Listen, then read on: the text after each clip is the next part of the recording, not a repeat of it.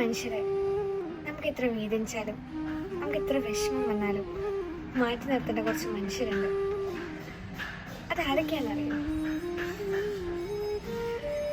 നമ്മൾ നമ്മുടെ ലൈഫിൽ ഏറ്റവും കൂടുതൽ പ്രയോറിറ്റി ലിസ്റ്റിൽ വയ്ക്കുന്ന കുറച്ച് പേരില്ലേ, 1 2 3 പേര്.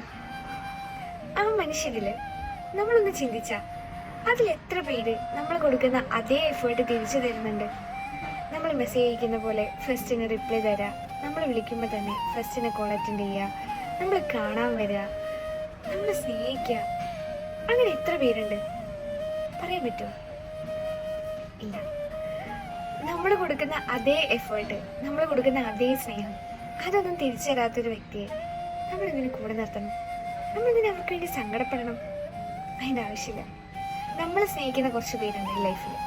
നമ്മുടെ ചുറ്റും തന്നെ നമ്മളൊന്ന് തിരിഞ്ഞു നോക്കിയാൽ നമുക്കത് മനസ്സിലാവും.